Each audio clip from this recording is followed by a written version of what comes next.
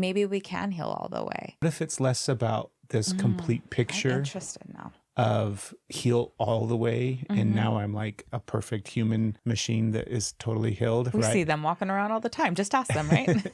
Less about that and more about hurt, wounded parts of ourselves that we've healed. I used to have the perfectionism over healing. It's the we never fully heal. I let it go. Like I always want to be learning. Yeah. I never want to think I'm done.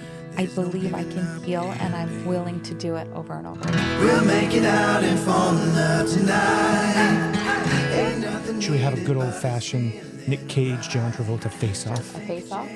If there was something, like not faces, we're not swapping faces, but if there was something about me, a characteristic, a personality thing, like what about me would you like to swap? So then you kind of embody something, or you take over. Do you know what I mean? Can it instead of a swap, can it be like adopt? Like I have Yeah, a part I mean, it can be of whatever I it don't is. This take is just it from you. This is just a silliness of, right? I think my first thing would be like your ambition and your drive and follow through.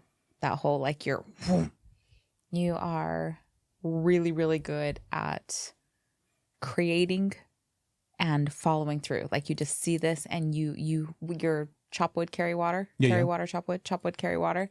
Whatever your it is, right? mantra, you do really, really well.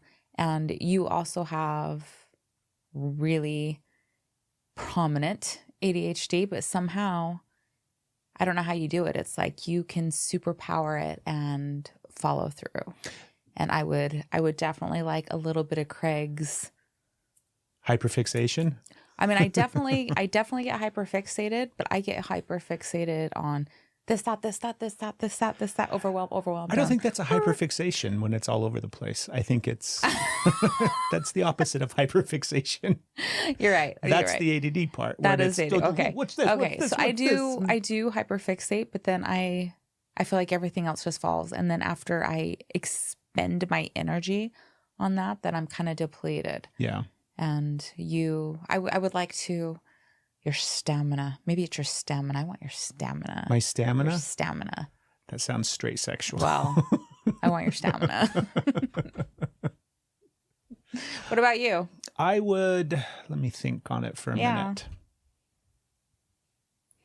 I think I would embody parts of you like I definitely like how you see the world. I like how you work with energy. Like, does that make sense? I don't think that makes sense. I like the way that truthfully, I like the way you see people. Not all people. Sometimes you see people kind of like through your own perception and your own themes and everything like that, right? As they are. But when you show up and you see people, you see them very, very clearly. And I don't mean that like you see their stuff, but like you see people with compassion. You have a beautiful heart. Like there's parts of your heart that I would love to embody and love to kind of like borrow for a day. Your heart feels more open than mine. Does it? Mm-hmm. Yeah. In regards to most things and in regards to most people, I think whether it's my heart being closed or just too singularly focused, or I don't know what it is, but yeah, that's one thing I would like. Like your compassion. Your compassion is really nice. Like the way that you love animals. I feel like I have that thing inside of me, but I almost can't slow down enough for it. Like I love our animals. I like our dogs, but I'm not a big fan of dogs at large. And you're just like, oh my God, it's a dog. I cannot wait to say hello to this dog. Are you a dog? I'm a dog. I love you. I love you. I love you. Like that's a cool thing. I think that's a good piece of your heart there. Well, thank you. Yeah. How are you feeling? Today I am, I have this like thing. It's like you get 100% of me today, but my 100% that I have today is not actually my 100%. Like you get the best that I have today. I'm showing up with my best, and my best is like 30% of what I have. Are you feeling like you're running at about 30? I'm pretty low, but I've also got this. And I know that 30% is still like I can give it and I can charge, and I'm going to get my full 30 today. I whole ass whatever percentage I have. You get my whole 30% ass. 30% of your ass today. That's good. Yeah. I think I'm probably roughly 75, maybe 65. I'm definitely not feeling 100. Yeah, but together we are. Did you There hear you those? go. There you go. Hell yeah. Look at that. We make up a whole 100% Yeah, we do. of ass. You get our full ass. Here we are. Got so I got nervous. embarrassed. I did. You're so freaking cute. Today we're going over, I was going to joke about it, and it's kind of jokey, but it's also like, we would love to have Dr. Nicole LePere on the podcast at some point. So if you're listening to this and you want to come on the podcast, please reach out to us. And if you know her, please reach out to her and tell her to come on the podcast. But she posts great content. She's got, if you don't know who she is, go follow her, the holistic psychologist. And this post comes from her, and it's a post on Instagram. There are 7 patterns in people who heal and have resilience after trauma. So we're going to go over the 7 things that she lists as far as exactly that, right? People who heal and have resilience after trauma. What are you smiling at? Because my fingernail just scratched the couch. I was trying to fix my shirt and it totally sounded like a fart. And I was like, ooh. Well, it probably wouldn't have gotten picked up on the mics, but now everybody knows about it. Because you said, what are you smiling about? And I was looking like, nothing. I Wink, think a wink. lot, wink, wink, that when this popped up on, when I scrolled and saw this, I'm like, hey, we've been healing. We've been doing a lot of work. We're resilient. We've come through trauma. We've done a bunch of different things. So it was kind of fun to go through it and be like, oh yeah, check, check, check, or need some work in these areas in this thing, right? Are you ready for number 1, babe? I am ready. And also, like, we did that thing where I don't know what they are. Mm-hmm. So I did that thing where I didn't look. We're going to be surprised. Either I'm going to be like, Steph, good job. Your 30% is way more than you think it is. Or, Are you ready for number 1? I'm ready. Let's do this. They are curious about why they do what they do. Okay. They understand their habits, patterns, and coping mechanisms. They reflect on their own behavior and understand their triggers. This is how anyone starts the process of transformation. Do you remember when you started having awareness of maladaptive coping mechanisms? First off, do you feel like you do that? I do feel like I do that. Not as much as I would like. Like, I always get there. I always get there and reflect. And a lot of times I have it in the moment. A lot of times I don't. A lot of times it's very much after the fact. And I'm okay with it after the fact. I would like it to be caught in the moment and be able to get curious about my behaviors and see why I'm acting or responding the way that I'm responding, and realize, a lot of it is my own. I would like to have that in the moment, but I'm also really glad that I have it after the fact, that I can reflect on, because when I see that, it does actually prevent things in the future.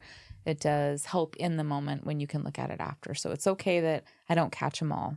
It's okay that I don't catch a lot. But when did I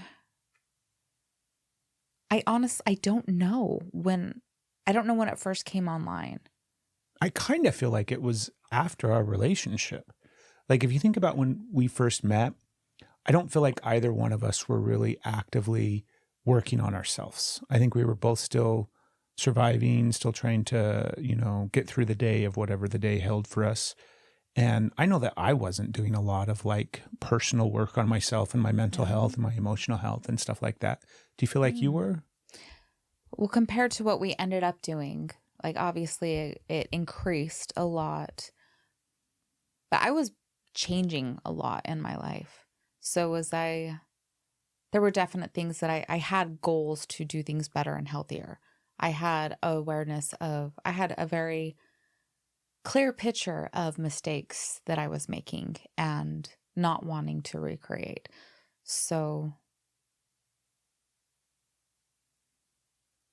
I feel like I was. Did you have, because I think it's one thing to have an idea of the mistakes that you're making and then not wanting to recreate those mistakes. I definitely did that, where I was like, oh, I don't want to do that again. But I had not zero awareness, but I didn't have a lot of awareness of what was underneath those mistakes and what was causing those mistakes and what was, do you know what I mean, leading to these patterns and everything like that. So I might have awareness of like, man, I keep making this mistake. I don't want to do that anymore. I need to stop doing that. And then mistake would still happen. Pattern would still repeat. Issues would still kind of continue. Do you feel that the same way? Yeah, that absolutely. So yeah. then I was like, don't do this again. You know, starting to look at now the thing that I was like, my point that I was drawing on was having more confidence. It was like, I needed to believe in myself and stop allowing so many things. I didn't understand why I was allowing the things. I didn't understand all of the reasons. I didn't understand everything underneath it, but I did know that I was at a point where I was going to stop allowing certain boundaries to, even though I didn't have the word of boundaries, I just certain behaviors, certain actions, certain abuses to come to me. I was like, this is not going to be a thing anymore. And I was going to carry myself in a way where I didn't allow it. Now that's at the beginning, and it was like really ground things that it's kind of sad. You know, I had to start looking at like, I'm not going to be abused anymore. I'm not going to be physically abused anymore. And like, that was my really strong, I'm not allowing this in my space. And that's a really big step. Like a lot of people have that as their, like, you know, I didn't have that. I was like, oh no, I'm supposed to allow this. So for me to go into that space of being like, I'm not going to participate in these dynamics. I'm going to have more confidence in myself and not allow it in the space with to come into my home where my children are. that was a really big deal of feeling like I was suiting up to be my own protector. I didn't understand why. I understood why I want to be my own protector, but I didn't have awareness of the patterns. Like, oh, this leads to this, leads to this. I just saw this keeps happening and I don't want it to keep happening. So I'm not going to allow it to keep happening. That makes sense. But that's as far as I got. But that was huge. And I was making changes. I was doing the things to make the changes. And still really had all of the coping mechanisms, right? I wasn't suddenly, I'm not trying to say I was healed when we got together. I'm not healed now. That's not a feasible. You're not? I know, right? That's not something that people like get to. You don't get to that. There is no finish line. But, so I think I had that that I was working on that was really important to me was a safe home and just a safe home, not a violent home. That was big changes were happening to make that. So I feel like I was starting. Yeah. That's awesome. I think, what was I going to say? I was thinking to myself, I'm like, what was the first like coping mechanism pattern, you know, thing that I had awareness of and was able to shift? Okay. And it would take me a minute, I think, to kind of reflect, because it's not just like, because initially I'm thinking of like stopping cigarettes, you know, not smoking anymore, but that's not really what I'm talking about. I mean, those addictions and things like that are good to stop, obviously, but I'm trying to think of like what it might be as far as, I don't know, actually, that's a great question. Right. Yeah, I would have to really sit and ponder that, and it would be probably 15 minutes of silence on this podcast before I came up with an answer. Or rambling. That's about as long as I went. So, do you have any awareness of, or maybe just ones that stand out of like, I recognized this behavior, I was able to shift it over time, and now it's no longer a behavior that or maybe it's a behavior that only flares up, you know, once in a blue moon, where it's not a consistent, regular thing? There's so many. I don't know that.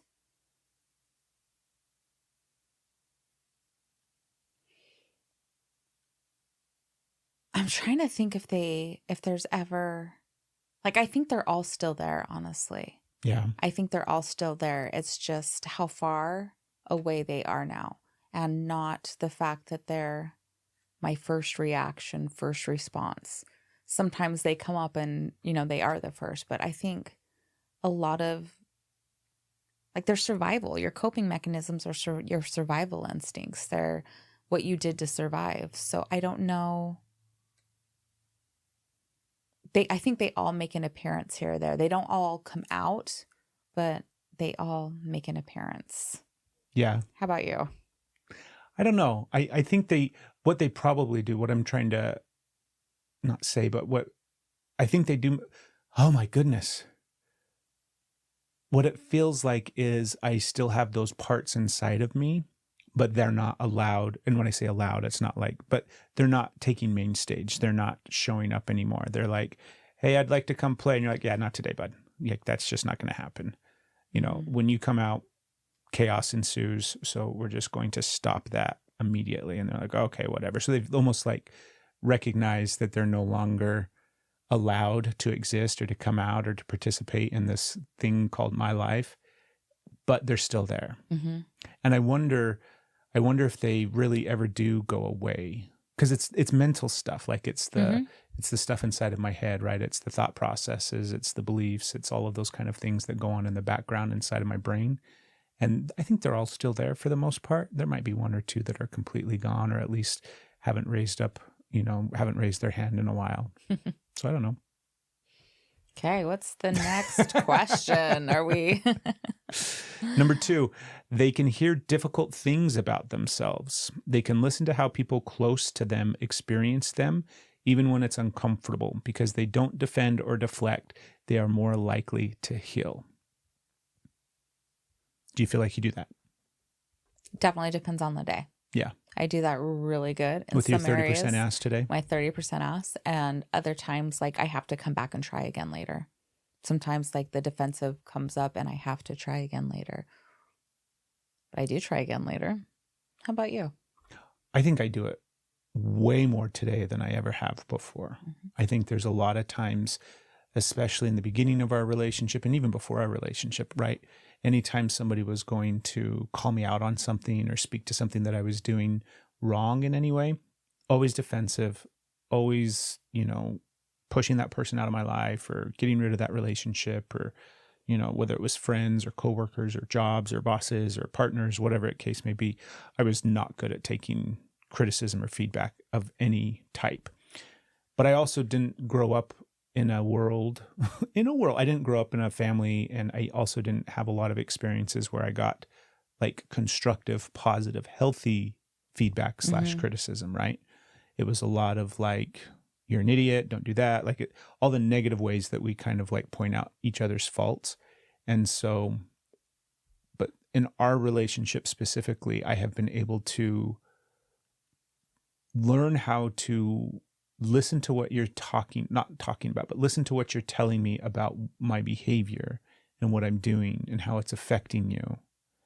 And then rather than immediately get defensive and start to turn it around on you and point it back at you and be like, yeah, but I'm able to kind of take that information, even though it's hard. Like there's some times where it's really hard to kind of just sit in it. And I can feel all of those things coming up that want to just point out all of your faults and want to start getting angry with you and want to start defend and leave the situation. And I've been able to cultivate the ability to kind of sit in that space for longer periods of time, even if it's like oftentimes, especially when they're harder ones, I will do everything that I can. And I think this is like nervous system regulation, right? Because I'm able to kind of do everything that I can to keep my ears open, keep listening to the information that you're giving me. And it almost feels like I'm holding back the wave of all of those defensive mechanisms, all those parts of me that want to come in and start protecting. I'm like, hold on, guys, hold on. I'm holding back the wave of all of that stuff to get the information. And then once you give me that information, and sometimes, and you can attest to this, right? Sometimes we're having those type of conversations and then I'm just like, are you finished?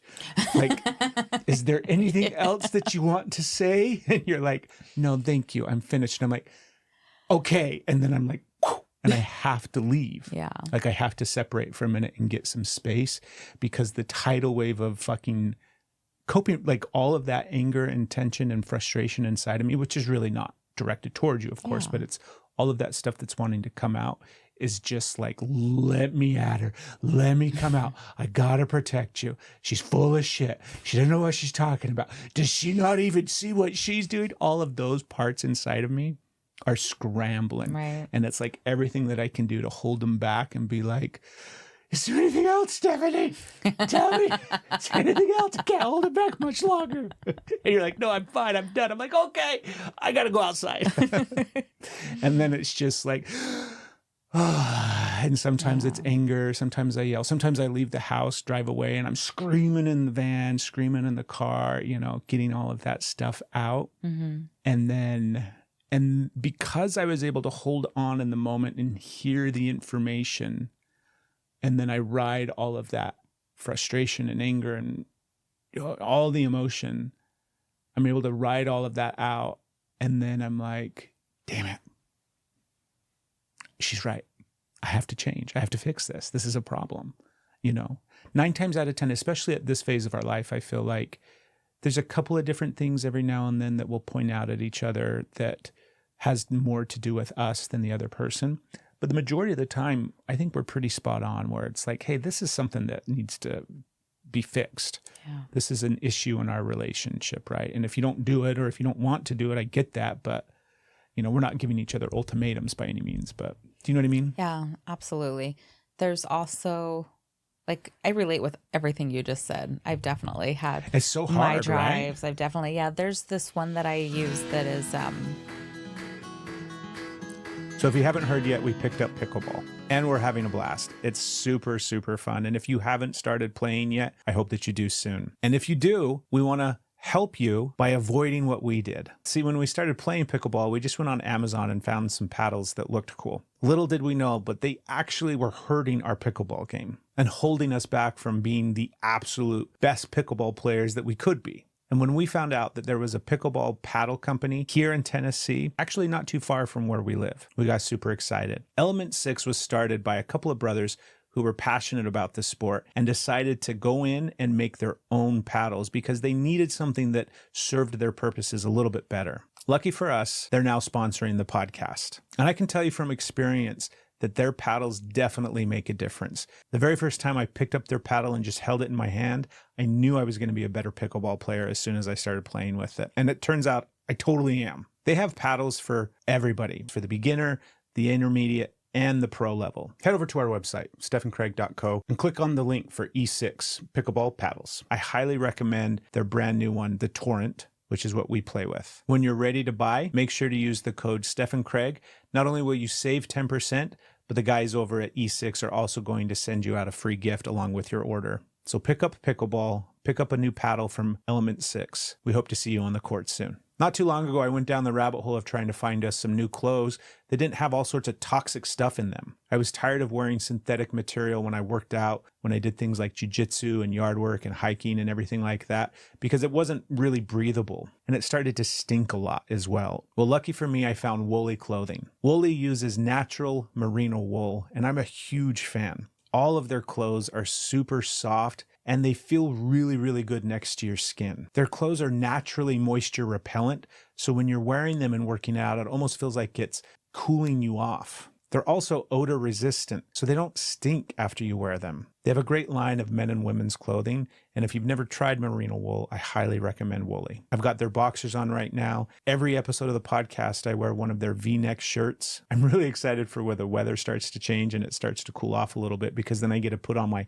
Woolly hoodie again. Head over to our website at stephandcraig.co and click on the link for Woolly. And when you're ready to check out, be sure to use the code Steph and Craig. You'll save 15% on your order. Show them some love and get yourself a great pair of merino wool socks or underwear, or boxers, shirts, pants, shorts, tank tops, workout gear, you name it. Woolly has it. this is not about you. He's telling you how he feels. This is not about you. He's telling you how he feels. That's a good one. This is not about you. He's telling you how he feels. So sometimes I have to like say that over and over and over. And by like, it's not about me, doesn't mean that I might not have responsibility or accountability that I need to do at that point. When it's not about me is I don't need to, like, I don't get to take how you're feeling and remove your feelings and then make it about me is what I mean by that. So it's not about me. He's telling you how he feels. That means I'm not going to take it personal. I'm not going to be like, now we need to caretake my feelings. It's not about me. He's telling you how he feels. And there are times when I haven't brought things to you and I'm trying to handle them on my own, that when you try to bring me something, I'm already like, I'm like, yeah. And I like, you're not getting through. Like there's a wall that you are not getting through. And it takes a while because I'm like, yeah, that just kind of plays into all this shit that I'm trying to work through and handle with you right now. So there's so many times that I can't even hear you.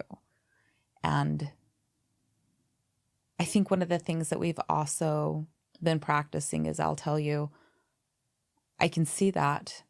I don't know what to do about it right now. And I've said to you, I don't even know if I want to try to do something about that right now, because at least that telling you, I see it.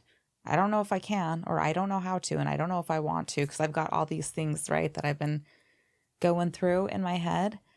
But it also doesn't say you're wrong. This is what's wrong with you. It's not flipping it back. It's taking accountability and telling you, boy, I don't know that I have the tools. And yeah, that's not something I'm even prepared to look at right now, which is shitty. But it also, I feel, and I might be wrong, I probably am, and later on down the road, I'll do it different. For me, that feels like a healthier thing to say, I see you, I'm validating your feelings, and this is how I'm showing up with hearing how you felt. When you started doing that, yeah. When you started doing, and I don't remember when, right? Yeah. Last Tuesday when you started doing that, but when you started kind of communicating that way, it made a huge difference, because it gave me it's the validation part, which is super, super important, right? And then also, because I know how difficult it is to not just hear things, but then to also alter and change behavior, I'm like, okay, at least it's on her radar. And if it's on her radar, and sometimes we throw stuff up on each other's radar that we have to kind of like every couple of months, hey, I'm throwing this one back up there into the mix, because it's still flaring up sometimes. But that alone, I think, is a huge shift. Again, rather than deflecting and, turning it back around or ignoring it or just getting angry and walking away. So I think that's huge. That's been really, really beneficial. That to me it takes the sting out of everything. It just goes, oh, okay. She's willing to listen. She's willing to hear it. She's totally acknowledging that she doesn't know what to do about it. I don't know what to do about it. I can't say, well, this is what you should do. It's a big deal to just validate the experience. And then even that alone, I think, like I said, it takes some of the sting out of it. And then you typically work on those things. Like it usually goes into the mix of what you're processing and what you're working on and what you're going to eventually shift and change. Yeah, I've had that come up a few times when I've told you I don't even know how to. I don't know if I have the space. I think it was the first time that was like, I don't know that I even want to. Mm-hmm. It, like you said, it goes on the radar, and I started seeing it more, and I started making changes with it. And I think the last time I told you I don't even know what to do about it or how to look at that, then I was able to follow up with, but every time I don't know how, when we talk about it and I start to see it, things start changing and I start seeing improvements. So even though I don't know how right now, I feel like it's going to come up. And that's I really like that. I really like that. I think I would default in the past to, I don't know how to say it other than like it's not a lie as in a malicious lie, but it was totally like a lie as in bullshit. I'm like, yeah, I'm working on that. Yeah, I'm working on that. Yeah, I'm working on that. And that would actually stop it from being on my radar, because I felt like I bypassed when I'm not even, but to say, helped it stay on the forefront. It helped it stay present. And whether or not, and I agree with it, whether or not I'm like this, sometimes it has more to do with you than it does with me. Sometimes this coming out is stuff that has to do with you and not my actions. A lot of times my actions need to change. And a lot of times you're fleshing out a frustration, a projection. And I also notice with you that when it is that, the projection, it's also now on you also self-reflect and can come back, and you'll tell me a lot of times that was about me. So I think the way that we're showing up for each other in that space, I mean, we still have work to do, right? Because we're done. We're done. We fixed it. But we're definitely able to hear each other and at least give each other space to process and to express. And that's a really big deal. I think one of the biggest things that has contributed to our ability to navigate these kind of, not just conversations, but I mean, we're celebrating our 10-year anniversary next year, right? We've been together over a decade. It's our wedding anniversary. We've been together for 12 years. But the ability to be able to talk to each other that way, process things that way, one of the really big things that has helped me is recognizing that it's like I don't worry about how long it's going to take. Okay. I remember for a long time, especially in regards to my own stuff, like if I reflect on something and I have awareness of an issue, a behavior, a coping mechanism, okay, I need to fix this thing, this pattern's ruining my life, whatever it might be, right? Suddenly it becomes, you got to fix it now. I've got to fix this now. I've got to change this now. I need to hurry up and get this done. And when I just took away the burden of time and allowed the opportunity for just, this is going to take as long as it's going to take. And as long as I'm actively working on things and making, even if it's just slight improvements on a regular, consistent basis, like if it stays on the radar or if it's in my space and it's something that I have active awareness of, that's enough for me.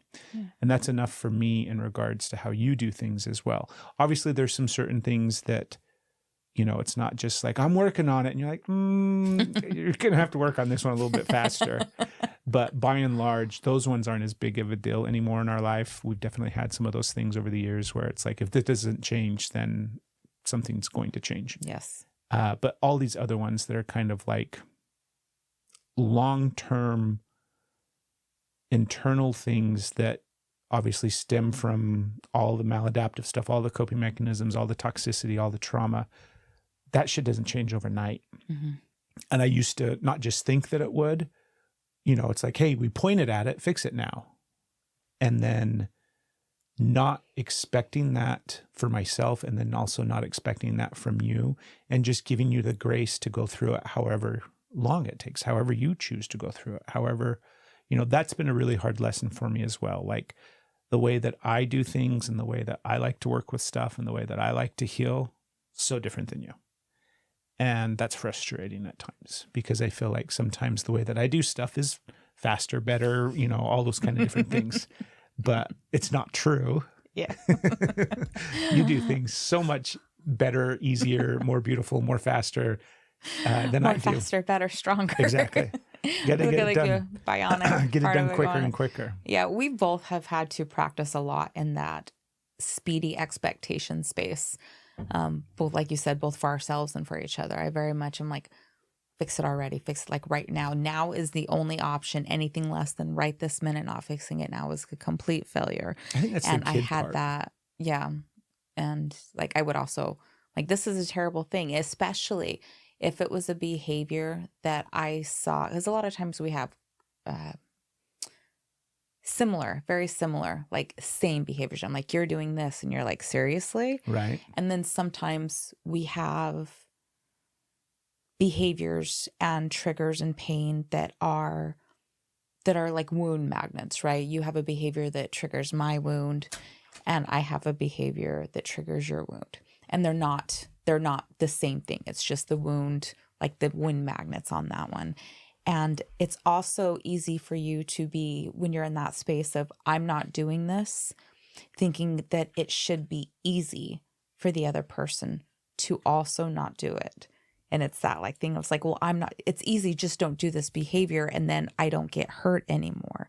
Fix it right now. It needs to change right now. And I think we both have that as well. So that's been one that we've worked on a lot. Yeah. The right fucking now isn't really an option. Sometimes it is. Yeah. But when you're going through it together and you're healing together, it takes a little bit of time. Yeah. It takes a little bit of time. You got to give yourself some grace and your partner the chance to make changes as well. I think about that grace, that period of time that you're basically telling the person, hey, however long this takes for you to heal this part, that's okay. I'm going to be here for that. I'm going to be here for the ride. I'm going to be here for the journey of it. And all I need from you is awareness that you're working on it. Exactly. Do you know what I mean? Yes. And sometimes I think you and I have done both good and bad at this over the years, where we'll check in with each other sometimes. And we almost have to have like moments of, because we've done this like recently, it's kind of a consistent issue, probably more for me than for you, because we don't always communicate a great deal about the internal work and the things that we're processing and going through. But both of us are doing it so consistently on a regular basis. And I have to remind myself of that because my narrative is I'm the only one that's doing the work.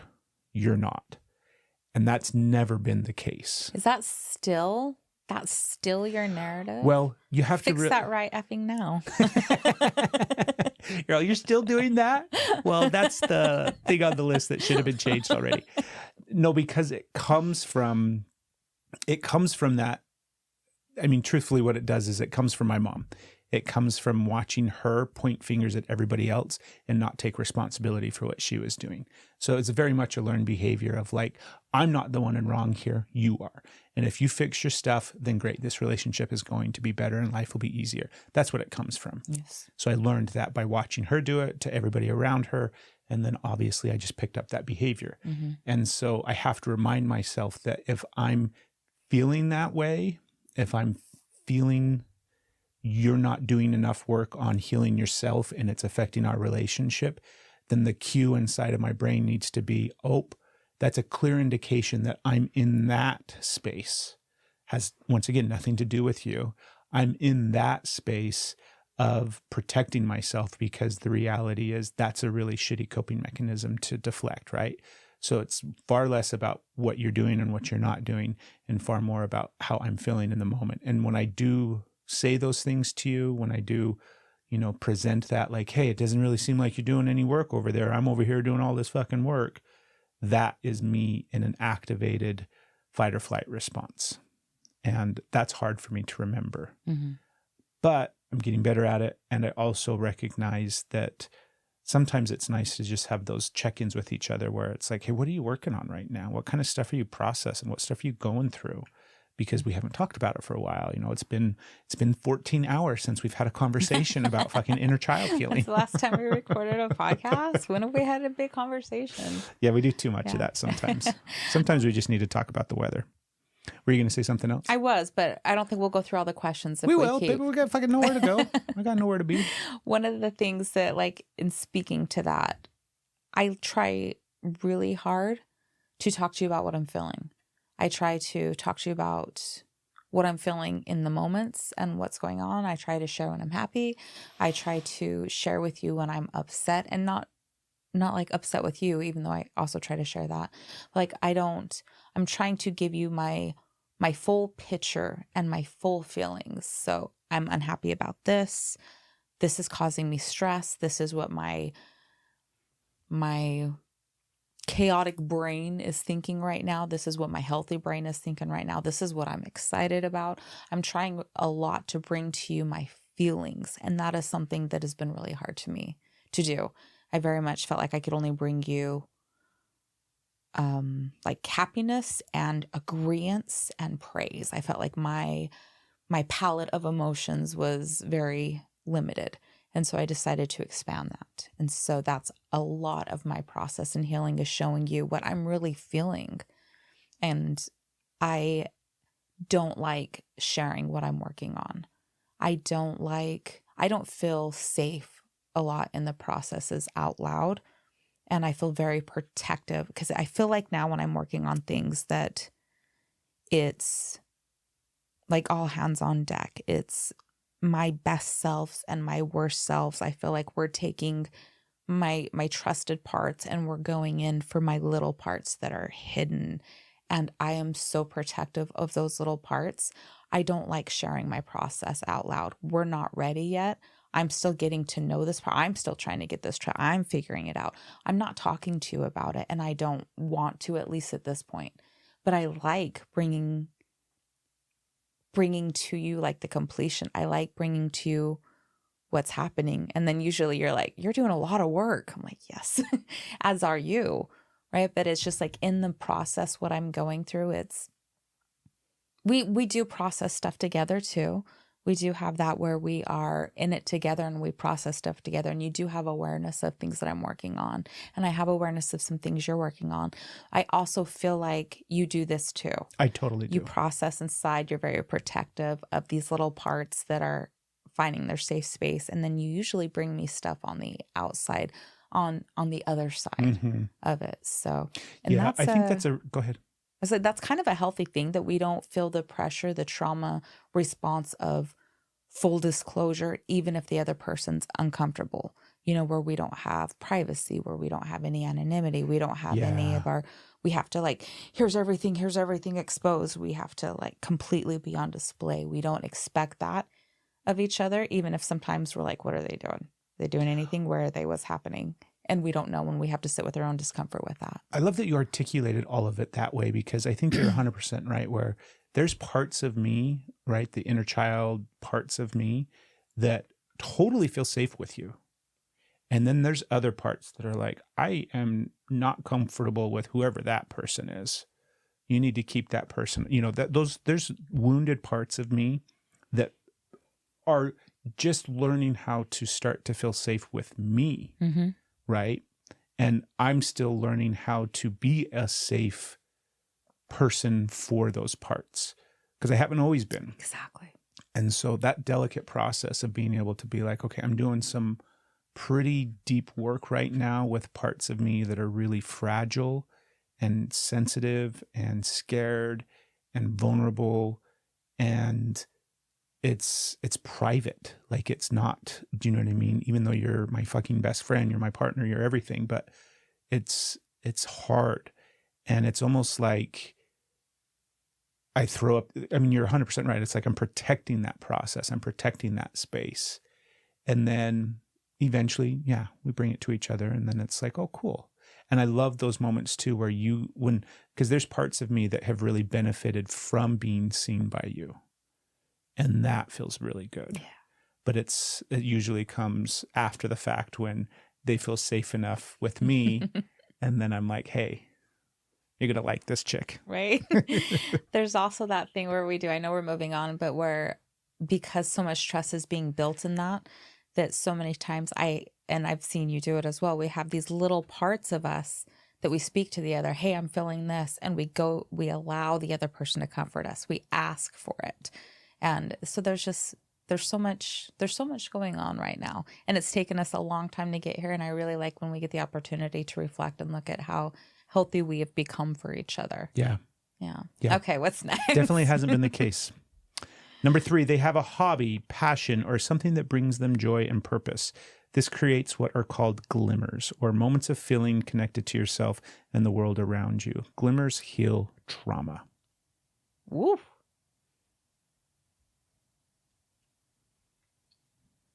I feel like we're getting those too. How are you feeling? I'm good. Yeah? Yeah. Okay. I was just sitting there thinking about that one got you a little bit. I don't know. I don't know why. I think about my hobbies. I think about my passions. I think about the things that I'm into. Mm-hmm. And I think for a long, long time, because there's some surface level stuff, there's things that I'm excited about. Right now we've got pickleball. Obviously, I'm obsessed with pickleball. Over the course of our relationship, it's been different things at different times, physical activities, hobbies that I like doing, all of that kind of stuff I feel comfortable in. But there's these other, like, more personal things that what it feels like is a creative side of me, a artistic side of me, it feels very different.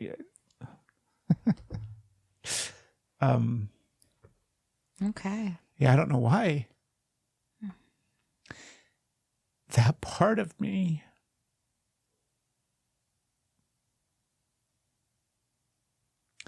just hasn't felt safe to be seen for the majority of my life.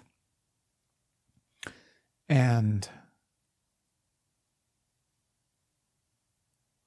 I think in the last couple of years, I have allowed that part of myself to, like, I've accepted that part of myself, and not even just like accepted it as like I've started to really appreciate that part of myself and recognize how big of a part of me that is, how big of a side. Like, I don't even know how to fully articulate this emotion that's coming up inside of me. But it feels like a part of me that hasn't ever felt safe to be seen. And it feels like such a significant part of me. And it feels like there have been so many layers and different things that I've had to protect that part with. And so then those parts became my identity. And this other little thing inside of me that is like my creative side and my artistic side and my, like, just my, like, it feels so much more than just say my creative side or my artistic side. It feels like, truthfully, such a huge part of who I am. It feels like my magic, right? It feels like this fucking vibrant thing inside of me that when I embody it and when I'm in it, I feel almost like the most like me.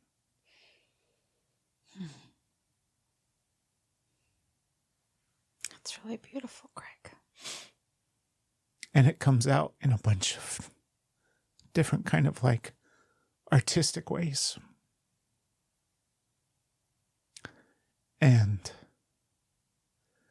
I mean, I got big stories in my head about that part being, you know, made fun of and hurt and teased and joked about. And I've done that to that part of myself and minimized and eventually just kind of like, well, that isn't a part of me. I'm foolish to think. And then, so to be able to experience that now in some of the kind of most embodied full ways that I have in my life, and I'm trying to continue to, right? Trying to really continue to embody it and flesh it out and allow it to be fully itself. Allow myself to be fully me as who I am. Feels really good. And it's really scary. And it's new. Like, it's not something that I have a lot of practice with. I think it's really just within the last year or so of being able to fully recognize it and be like, oh, I am that thing.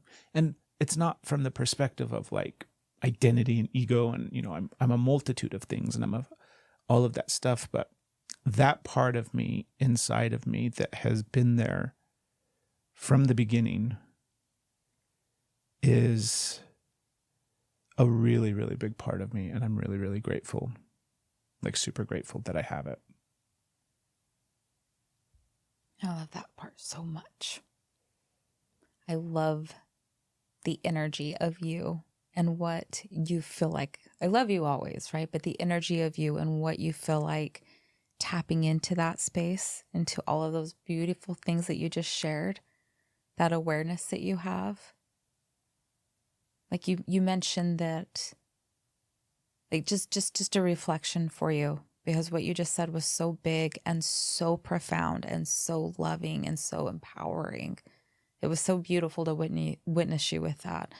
But you were saying how you really felt like this last year's where you've been able to really tap into this part of you where you feel like you feel like you're your true self, your most self. And it's been within this last year that I'm like, Craig, you're in flow. Like what you were seeing, what you were creating, like go, like when, like stoking your flame is so fun. Seeing your creativity and what you're bringing forth into this space and how you're allowing that and creating safe space. Like you create this really safe space for you to come out and enjoy and experience and express and try and practice and play and build and grow. And it's been a really beautiful thing to watch and witness. And I really, really like that part of you. I really, really like that part of you. Thank you. Thank you. What about you? The hobbies, I was like, I don't hobby, passion, something that brings you joy and purpose. I thought we were doing something else on that. Like the purpose part. Yeah. I feel like At this stage of my life, I feel like I am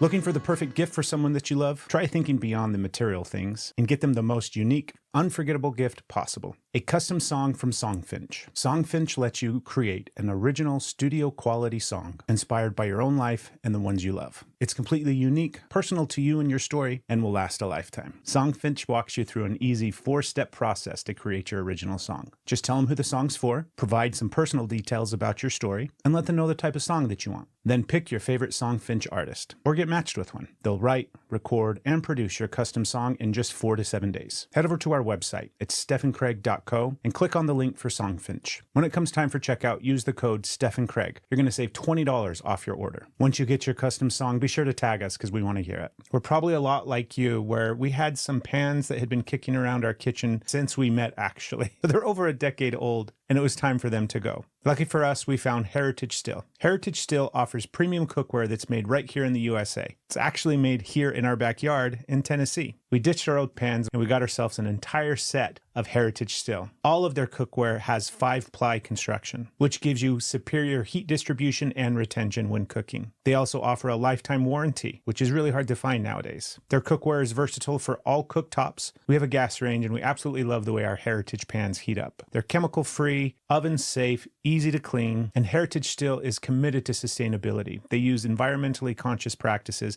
when producing their cookware. For listeners of the podcast right now, you can save 10% on your order. Head over to heritagestill.us/Steph and Craig, and don't forget to use the code Steph and Craig at checkout to save that 10%. Doing things that feel like I have a purpose, and they feel like, when I say my purpose, I don't think I have a singular, if I have a purpose in life, I don't know if I could quantify it down to one singular thing, but I feel like I'm living my purpose now more than I ever have before. Yeah. The thing that's really like living my purpose more than I ever have before is just like that right there is amazing. I think the thing for me is the thing that's lighting me up. And if you listen to episodes a couple back, like I talked about it, the thing that is really lighting me up is the creativity that I have inside me as well.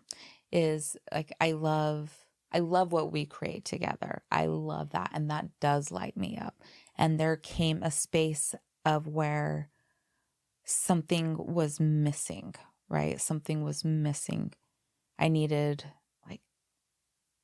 being able to tap into space and allow space for my own, being able to cultivate and really allow this modality that I have to come out, talking about this book that I'm writing, these cards. I had another deck come to me. I'm like, man, we've got to finish the 2 that we're working on, but I've got 3 decks that are like working now. I'm like, that one's going to be fun. Like there's so many things that are coming. I like what's coming to me. I like having this creation process. Like I'm resonating with what you're saying and feeling in that space. Like it feels so good to connect to these parts of you that you couldn't let out, that have been laughed at, that have been hurt, that, we can look at it like hindsight right now. We're like, why would we ever let somebody who laughed at creativity and laughed at it, why would we let that matter? Because it came as kids and they were our parents or they were our siblings and they were our classmates, our best friends that meant a lot because we were little, and the people that it meant a lot to us shamed it. And it continued, for me. And it sounds like I didn't have I was like, oh, that's bad. That makes me bad. That is stupid. I am stupid. I allowed it to go away and to hide away and to shame myself. And then it became too scary to be seen, too scary to bring those parts out, keep them safe in little boxes. And so that part of where we're allowing them to come out, and like pickleball, I know it's silly, right? I'm having a blast. I'm learning how to mess up in public so hard. I didn't play sports. I didn't have that. That was like anytime I tried, I failed. And like in gym class, not like on a team. I never tried that. But to be like having so much fun, messing up and being a dork, I can't quit apologizing when I do it. I'm still trying to heal that part. I used to apologize for everything and I don't anymore. unless we're playing pickleball. And they're like, I'm sorry.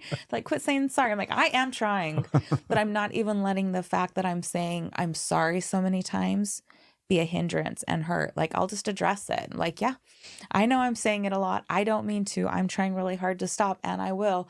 And sorry, I'm just allowing myself to play and to learn and to be okay. Like, I don't care. Sometimes it gets to me. You can tell that they're like, oh, the one lady, just get it over the net. I'm like, I'm trying.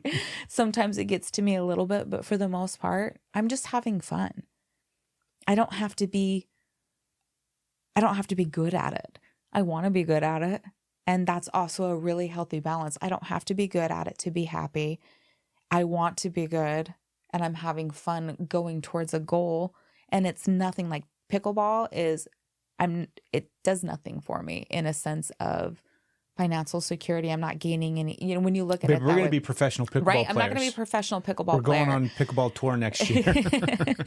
But it gets to be just fun. It is simply in the fun category with zero expectations. And because it's in the fun category with zero expectations, I'm learning how to have fun with myself. I'm getting hand-eye coordination, which is something that I didn't really get. And if you know me, you know this.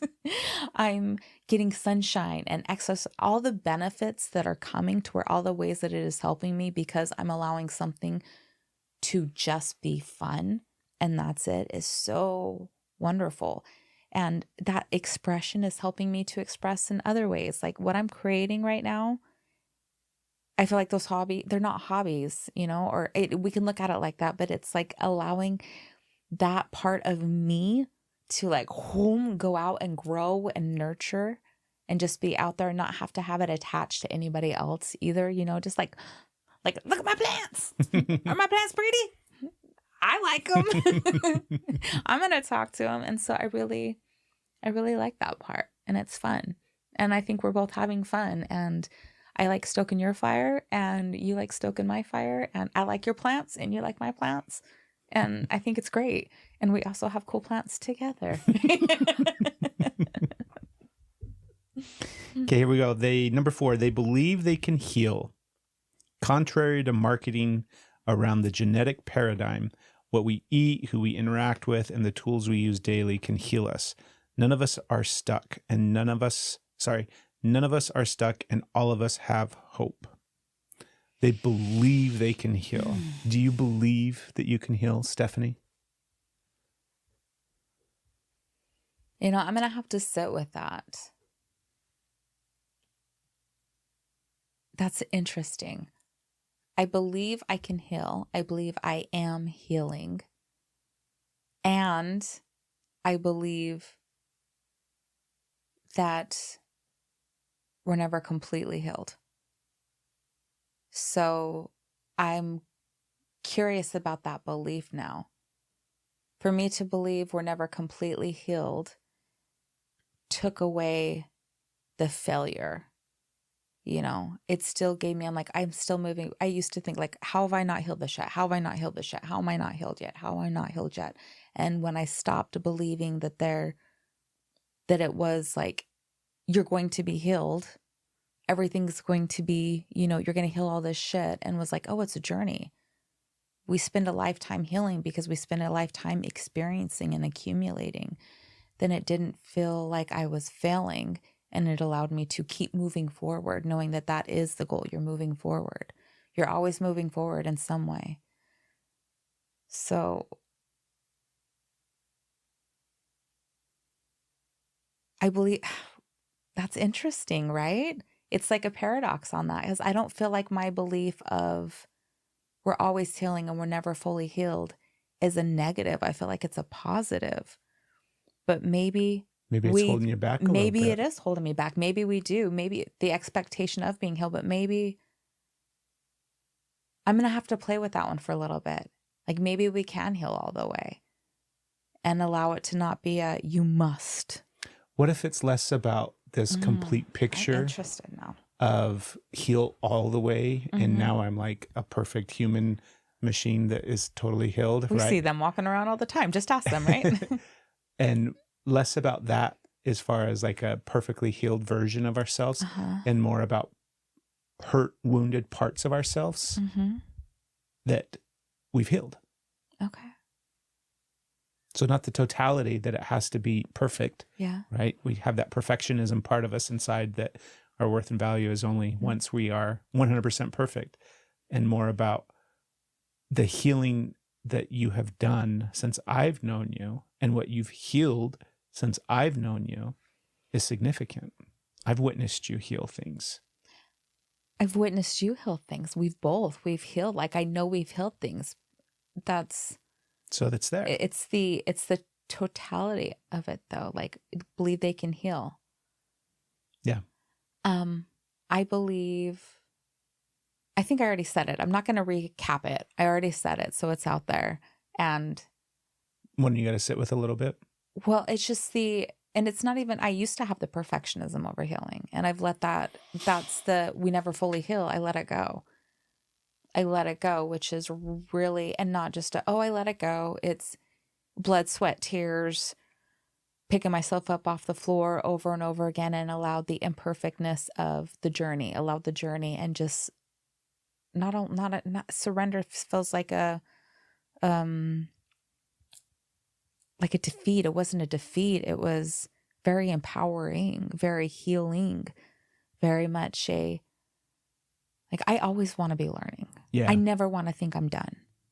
So I believe I can heal, and I'm willing to do it over and over again, I guess. I don't know. How about you? Do you believe that you can heal? Yes. Tell me more. I didn't have any more to back that up with. I believe I can heal. Now, I think that it's kind of what I was saying, where the broken parts of me, especially if we go back to the first slide or whatever that it was, where it's like the coping mechanisms and the patterns and the toxic, like those things that I thought were never going to change, they're changing. The parts of me that I carried the most shame about, the behaviors that were most toxic, the things that kind of stemmed from trauma, all of that stuff, I feel like has changed. It's healed. It's different now. And that's something that is new for me. I didn't think that I was going, there's a part of my brain or a part of me, if we're thinking about it through kind of parts work and IFS stuff, that always thought I was going to be a fuck up. Always thought that I was going to be, a failure. Always thought that it was just a matter of time. That quite literally it was like, yep, sit around and wait, because it's only a matter of time until you do X, Y, or Z again. You're always going to make another mistake.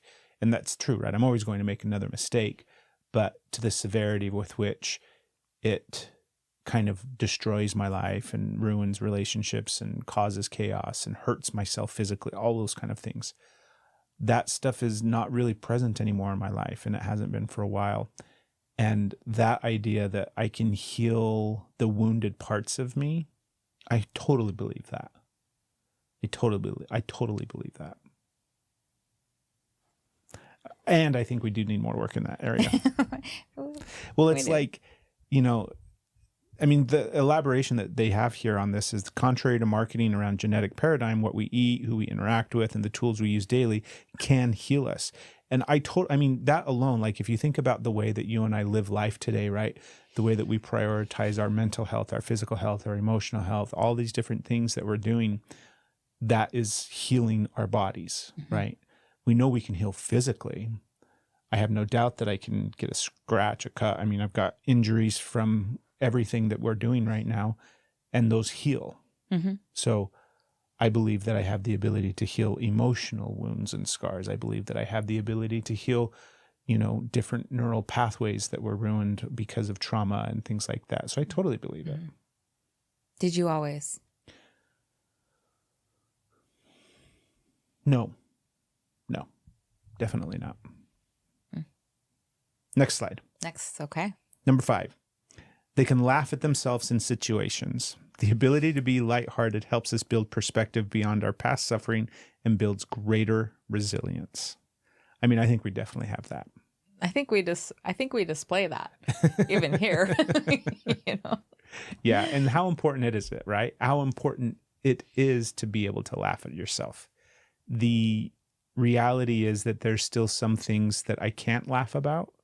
There's still some things that are really difficult, but I recognize too that there's certain things that I can look at now and laugh about myself that I haven't always been able to. Mm-hmm. So that tells me that someday I'll laugh about the things that I can't laugh about right now. Someday it'll be the thing that, man, this is really touchy. This is really hard. This is a subject or a thing or an experience that I still hold, pain around. And I'm sure at some point I'll just be like, no, that's funny. We can joke about it. It's funny. Do you think you have to be able to laugh at everything and joke about everything? Definitely not. Yeah. Of course not. Yeah. There's some things that I don't think you should laugh or joke about, right? But as far as like, there's a part of me that sees everybody this way. And, I mean, we're just goofy, silly humans. Like we're just monkeys doing the best that we can to walk upright with, opposable thumbs. Like we're humans that are silly. This whole thing that is existence and life and experience, and it's goofy, it's silly, it's bananas on one hand, where it's like the fact that you and I are sitting here having this conversation is just kind of like amazing. That we're able to do this. That's craziness. That's kind of silly. So I think humor and laughter and being able to not just laugh at yourself, but laugh at the situation that you might find yourself in. Mm-hmm. The other day when we got a flat tire in your car, right? Mm-hmm. Where out of nowhere there was somehow a freaking utility blade, a freaking razor blade sticking out of the side of your tire. It was like, right?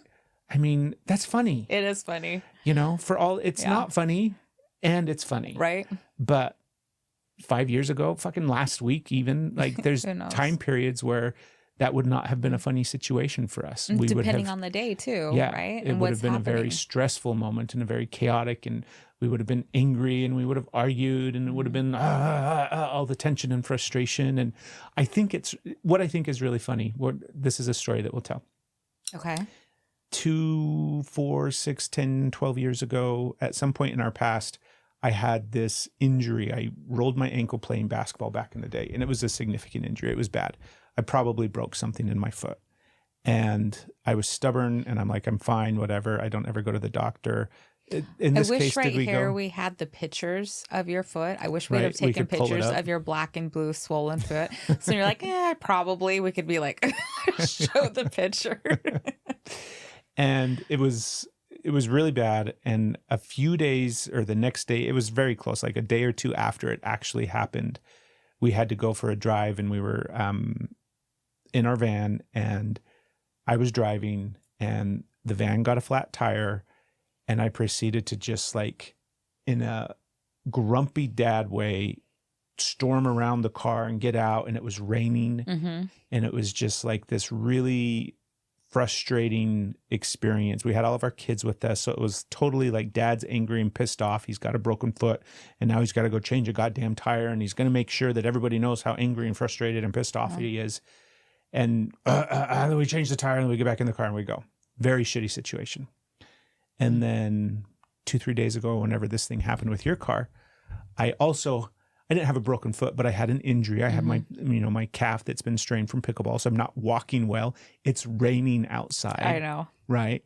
And instead of like storming around and making sure that everybody knew how frustrated and pissed off I was about this experience, I'm just like, yeah, that's okay. Mm-hmm. We get out and we change the tire together. Right. You let me do a majority of it. I kept like, yeah. You were like, instead, that was huge to be like, here you go. And I probably put the jack on wrong. We found out we have a funky jack that was like, we're like, oh, here we go. Car don't fall till we get the tire on. I know. I was so scared. I'm like, man, if this thing fucking falls off, and next thing you know, we're sitting there on the rim, I'm just like, I don't know what we're going to do.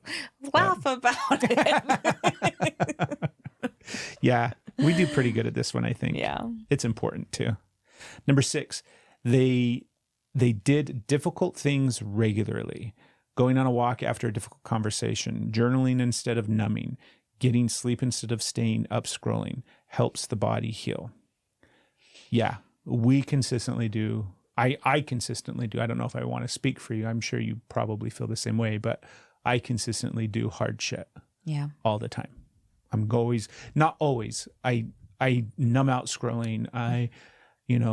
My favorite thing is to zone out watching TV. I will get distracted by, bright, shiny objects. I'll constantly be doing things that aren't healthy. I still have tons of not great for myself coping mechanisms that I'm doing, but routinely and consistently, I go towards the more difficult things. And We just wanted to take a moment and hit pause on this episode and thank you so much for listening. We have a goal of reaching over 1 million people and we need your help to do it. If you could take a moment, go to YouTube, search out Steph and Craig and hit subscribe, that would help us a lot. Also, if you shared the podcast, maybe even this episode, that would help us reach our goal.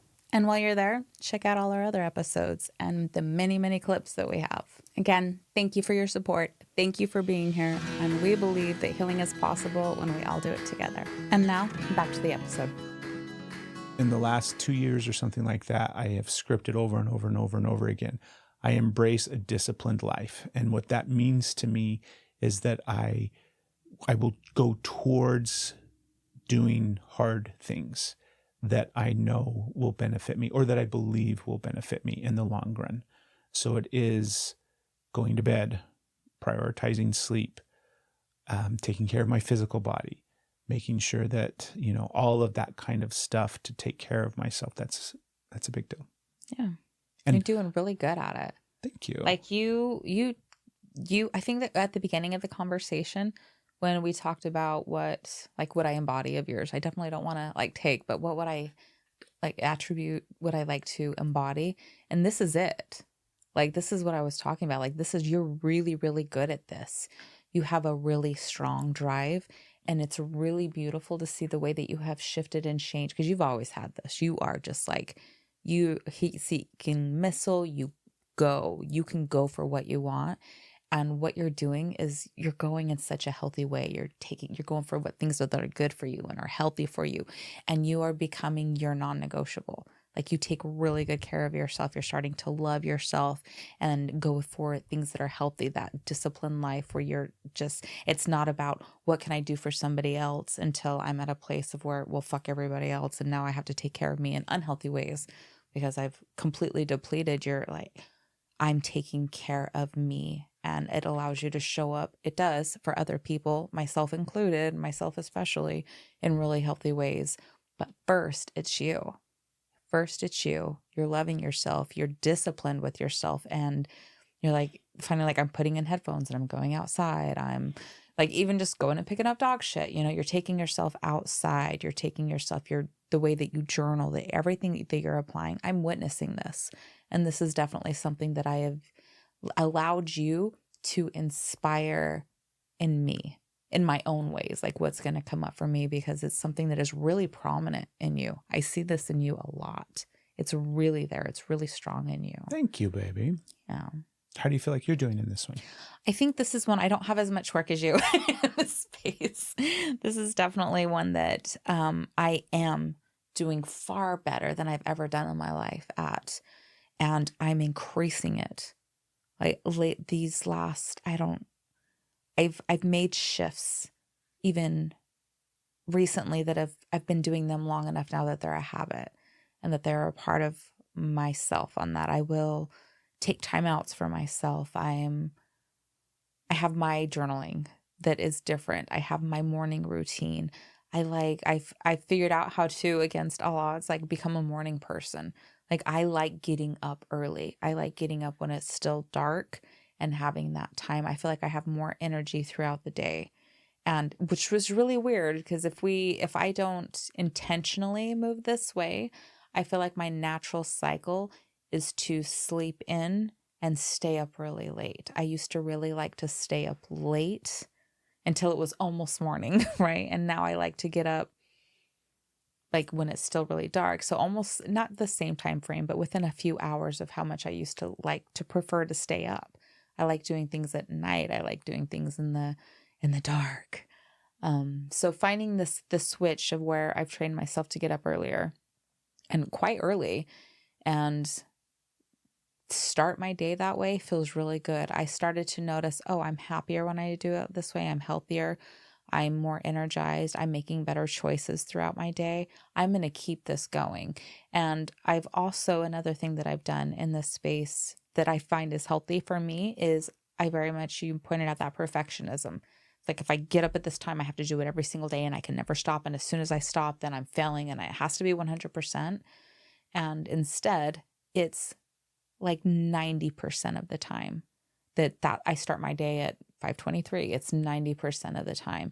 And the other 10% when something has came up, when I haven't slept well and I'm not feeling good, or I'm on my cycle, something that is saying I need a little extra sleep and I don't have to get up, I let myself sleep and I let myself wake up, and my body feels the benefit of that sleep in, as opposed to feeling drained, waking up and feeling drained all the time. I'm waking up energized because I've put it on a routine and I've allowed my body to tell me when it needs more rest, and I give it without shaming it, without, shaming myself, without making myself feel like crap. So I'm definitely taking steps that allow this to come in.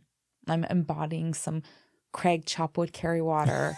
And it's good. It's good. Also not doing it your way. That was another thing that, instead of finding my own routine, I would mimic routines that just didn't work for me, and that I would fail and then criticize myself for failing when, so finding this healthy alternatives. And I still have a few of the unhealthy ones that I do routinely. And I still have a few that I don't have a hold over, that take me, that just grab, that I'm working on. But those healthy routines are coming in. They really are. Yeah, you're being way more loving to yourself. And even just as you were talking, I was thinking about how much you have. I mean, yes, of course, you're still hard on yourself sometimes, right? But the way like the grace that you're giving yourself, the way that you're allowing yourself to make mistakes, to not have to be perfect at everything that you decide that you're going to do. Because the MO is usually, if I'm going to do something, then I have to do it perfectly. And if I can't do it perfectly, then I'm a failure. And then it's this shame spiral and so on and so forth. And you're giving yourself so much grace and so much patience and so much ability to just be like, it's okay. It's not a big deal. Just do it again tomorrow. Try again. It's totally normal. That's been really cool to watch. Thank you. It's been really nice. I think we're almost there, aren't we? Almost there? That was 6. Here comes number 7. Let's do it. 7 for the win. They have a supportive partner, friends, or family. They have people they can rely on to listen without judgment. Consistent relationships heal past attachment wounding. That one should be a big, consistent relationships heal past attachment wounding. Ooh. Right? Yes. Yeah. Yes. Yes. Yes. Yes. Yes. Yes. I love that. That one gets me excited. Totally. Yeah. I heard a quote and I wrote it down, so we'll have to go back for it because I don't remember who wrote it. And it's the first time I've heard it. So I'm going to butcher it, but I'm going to do my best, and it feels here. It's the wounds that you received from community are also healed in community. Not the same community, right? You're not like, eventually you're going to stop beating me with a stick. It's not the same community, but the community wounds that you have, the attachment wounds, you get to heal with attachment, or in the healthy, right? Yeah. The secure attachment, you get to heal with community, the supportive people that you now allow in your space, and amazing partners. Right. Yeah. I think the consistency with which, because the waves that you and I have ridden over the course of our relationship, the things that we've gone through, that normally, we both have this, not the stereotype, but we have this story in our brains that you would leave me after X, you would leave me after Y, you would leave me after Z, you would leave me after A, B, C, D, right? All of these things, all of these behaviors, actions, experiences, moments in our relationship where we're like, well, that's it. She's definitely bailing on me this time. She's going to leave me this time. Still here. Yeah. Right? Still here. The consistency with which that has been the case in our relationship, and the wound that is healing inside of me, I don't think I have the gravity of that yet. I don't even know if I've really looked at that and appreciated what that actually is, because the story is people leave, right? That I'm the problem and people leave. And you're still here. That's pretty cool. Not pretty cool. That's amazing. And I'm very grateful for it.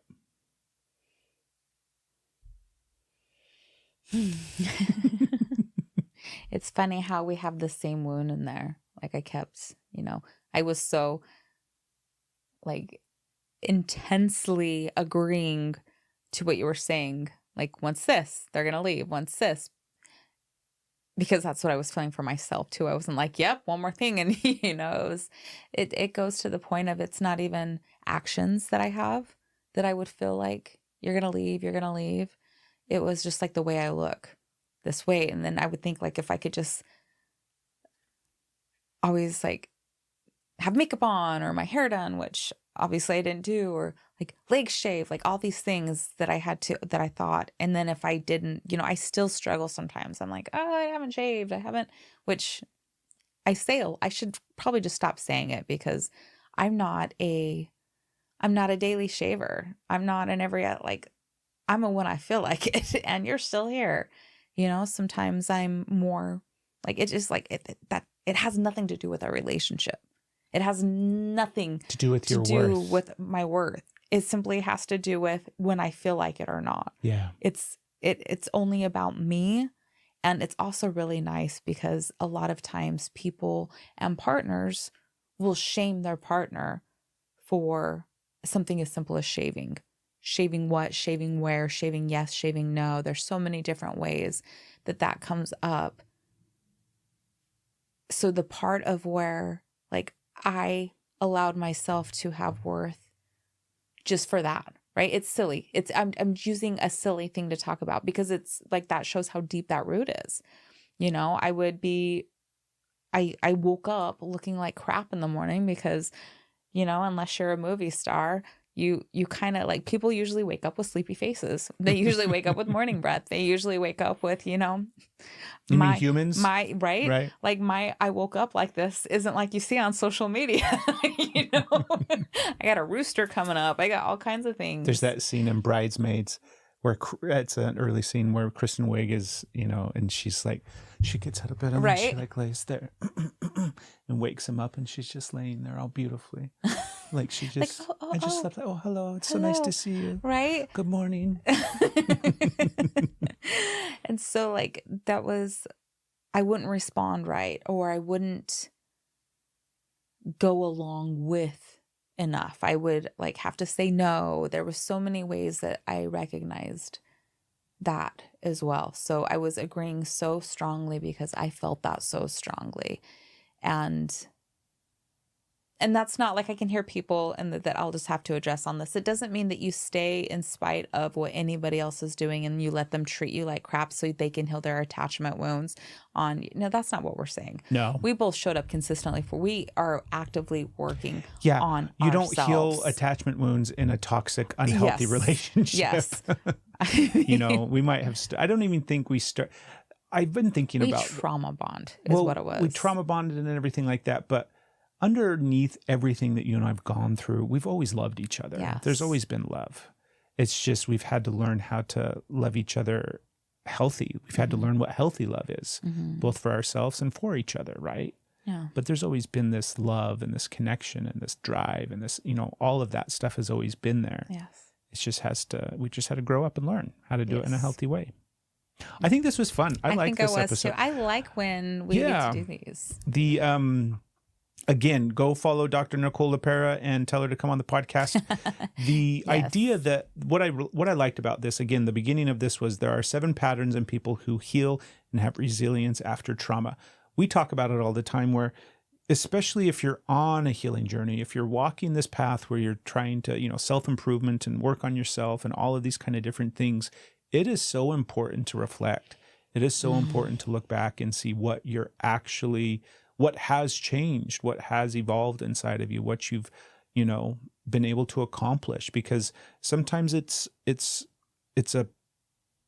I know that I fall prey to it. I know that you have, and I know that it's a human thing that we do where we just keep our head down and we just keep going and we just keep going and we just keep going because we're so afraid to come back to, we're so afraid to fall back into old patterns and routines that were hurtful and harmful. And so sometimes it's really important, not sometimes, all the time it's really important to pause and reflect and see how far you've come. And this is a great way to do it. I think so. 20 years ago, 15 years ago, I wouldn't have related with a single one of those. Yeah. Not a single one. And not only would I have not related, I wouldn't have thought that it was ever possible that we would be sitting here. Honestly, I'm surprised. I didn't think we were going to knock that out of the park, right? I didn't think that we did. I was ready for the ones that are, this self-reflection that we took time gave me the opportunity in that moment to see oh, wow, again, doing really well. It's just that one step at a time. But 20 years ago, 15 years ago, that's made up. That's make believe. That's not real. That's not possible. That's not meant for me. And now it's, oh, wow, look at that. Look at that. So that reflecting is big. You're doing amazing, babe. You're doing amazing. You're doing amazing. You're doing amazing. You're doing amazing. You're doing amazing. You're such a good little person out there doing good work. Oh my Go follow us on YouTube again. If you haven't, actually follow us twice. Yeah. Make a couple of different accounts and then come follow us on YouTube as many times as you can. And be sure to subscribe to the podcast if you've enjoyed it. Share this episode with somebody. That always helps the podcast grow and expand and reach more people, which is the goal with any podcast, especially with this podcast. We want to try to help as many people as possible because we all do better when we heal together. Expect the best. I moved the camera. Expect I'm sorry. the best. Plan for the greatest. We'll see you soon. We got a wild ride. Wait and see, you and me. We were meant to be. We want to make something perfectly clear. This podcast is intended for entertainment and educational purposes only. It is not intended to be used as a substitute for professional advice. We're sharing with you our own personal experiences and insights. Things we have found to be helpful on our healing journey, but we are not licensed therapists. If you need help, it's important to seek out a qualified professional. Remember, we believe that we all do better when we heal together. See you soon.